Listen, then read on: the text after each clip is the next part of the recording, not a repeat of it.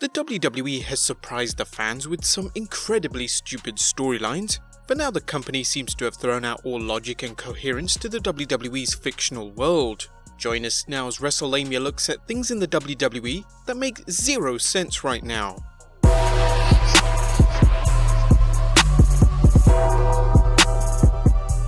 Like any entertainment program, professional wrestling requires the audience's willing suspension of disbelief, which website tvtrope.org defines as any creative endeavor, certainly any written creative endeavor, is only successful to the extent that the audience offers this willing suspension as they read, listen or watch. It's part of an unspoken contract. The writer provides the reader, viewer, player with a good story, and in return, they accept the reality of the story as presented and accept that characters in the fictional universe act on their own accord. An author's work, in other words, does not have to be realistic, only believable and internally consistent.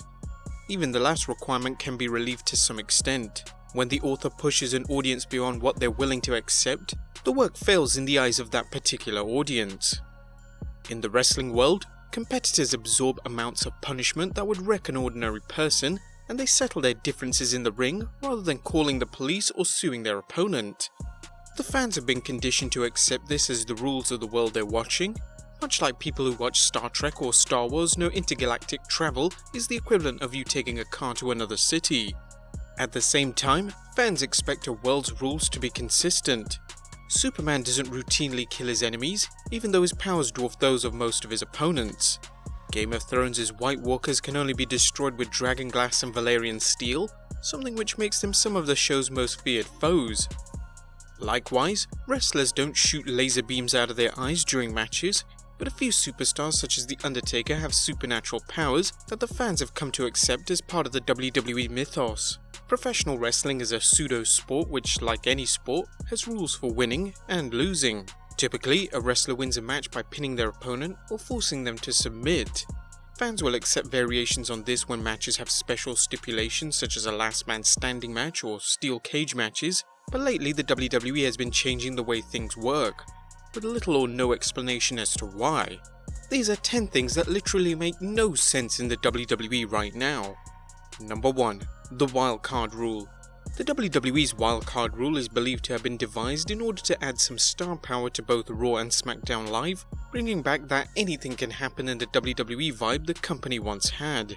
A fan watching Raw might see a surprise appearance by the SmackDown's WWE Champion, making for an impromptu dream match. Unfortunately, the WWE didn't know how the Wildcard Rule worked before implementing it, leading to confusion for fans as well as Vince McMahon himself. Despite the WWE clarifying the rule to mention up to 4 superstars could appear, the rules remained fast and loose with as many as 6 superstars appearing, despite the rules stating there would be repercussions for anyone who violated it. What these sanctions are and how someone invokes the Wildcard Rule remain unanswered. Number 2. How did Brock Lesnar enter the 2019 Money in the Bank ladder match? The Money in the Bank contract affords wrestlers a once-in-a-lifetime chance to grab a WWE title match at the time and place of their choosing, often after a champion has wrestled a grueling match. This makes competing in the Money in the Bank ladder match so important.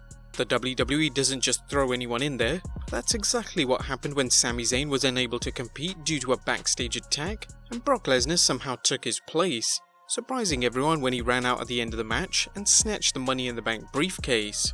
The angle made zero sense, other than Vince McMahon's well-known obsession with pushing Lesnar, and the WWE made equally zero effort to explain how Lesnar got the spot. Even if Lesnar got Zayn's spot through some backstage negotiations, which have never been explained, why didn't he compete at the start of the match along with everyone else? Can anybody else use these tactics in future matches? It seems stupid, as why would a number of wrestlers start in the ring when they can just come in afterwards, when everyone's down? Number 3. Why did the WWE threaten Brock for not cashing in his contract when he said he would? The beauty of the Money in the Bank contract is that its bearer can cash it at any time, provided he does so in a year. Some wrestlers such as CM Punk, Edge and Dolph Ziggler have done so with little notice, while others such as John Cena and Rob Van Dam announced far in advance when they would cash it in.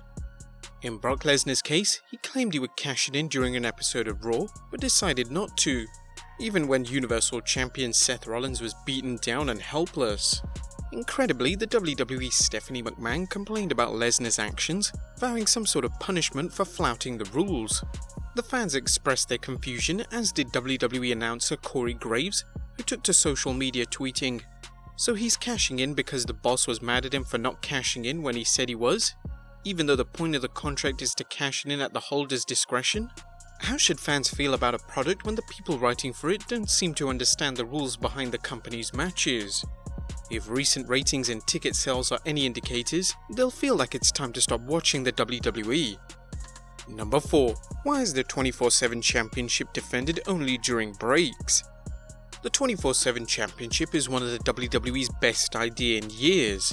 Actually, it's believed to have originated with someone in the USA Network, but let's give the WWE the benefit of the doubt for now. This has wrestlers competing for a belt that must be defended anytime and any place.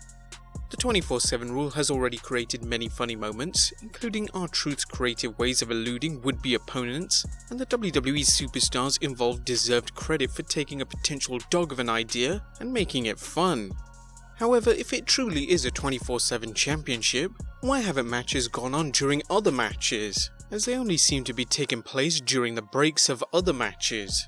We would love to see a moment where a match is going on, only to be hijacked by the 24/7 rule, where wrestlers are fighting on the outside of a ring, with another referee making the count. Number 5. Submissions performed to a wrestler on the announcer's table. This one is something so wacky that WrestleLamia still can't believe it's still happening. Unless a wrestler is performing a beatdown angle, there's zero reason for placing a submission move on a wrestler who's on the announce table. Any submission won't count, and it's hard to think of how it hurts any more being on the announcer's table than it does in the ring. Getting put through the announcer's table? Well, that's another thing. Number 6. Shane McMahon's push. While it's looking like Shane O'Mac's push is leading to a WWE Championship match with Kofi Kingston, there's still no word on why the middle-aged part-time son of the WWE's chairman has been getting wins over main event stars such as Roman Reigns and The Miz. Shane O'Mac has been on a roll ever since winning the WWE World Cup last year at the Crown Jewel event, and with 2 wins over The Miz and a win over Roman Reigns, Shane has been unstoppable, and yet we still don't know what the reason for his push is. Shane does not work house shows, and his television time is eating up time for other performers, as he often appears on both Raw and SmackDown Live. Unless the WWE plans on pushing Shane as a full-time performer, it makes zero sense for a part-timer to receive such a push along with valuable TV time. Number 7. Shane McMahon. Authority figure? Wrestler or what?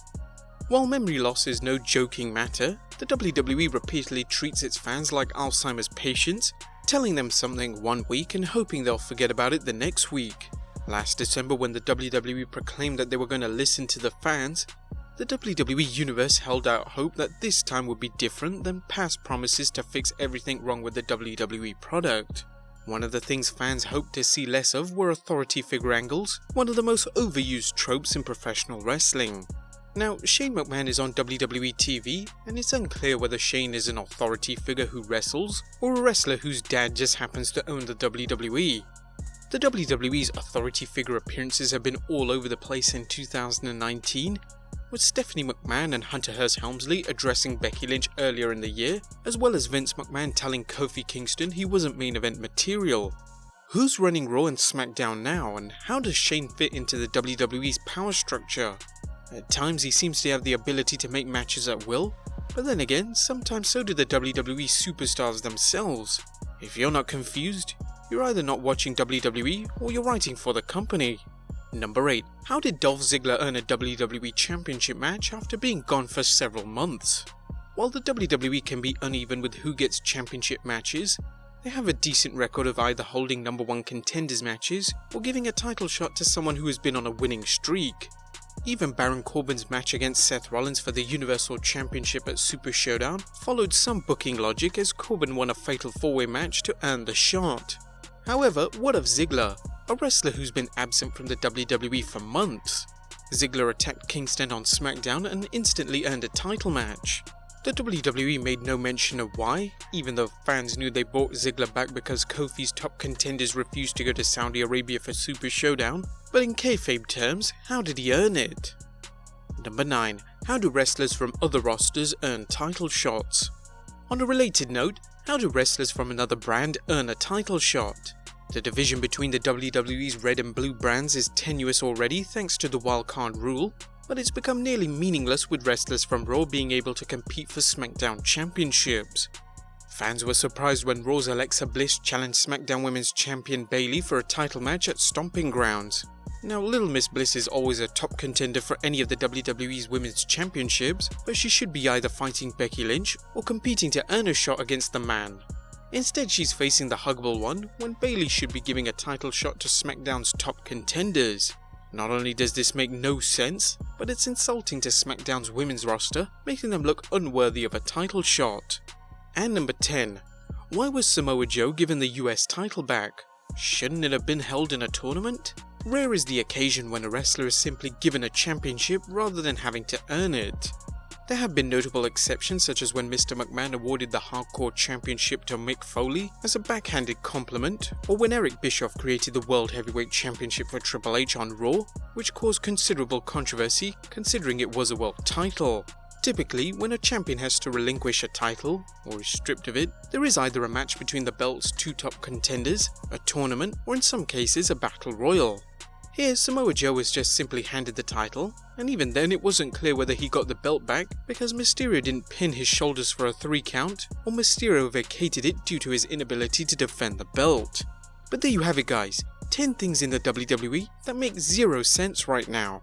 Can you make heads or tails out of these current situations? If so, let us know in the comments down below. Subscribe if you haven't already, follow us on Instagram and Twitter, and I'll see you next time with some more wrestling content.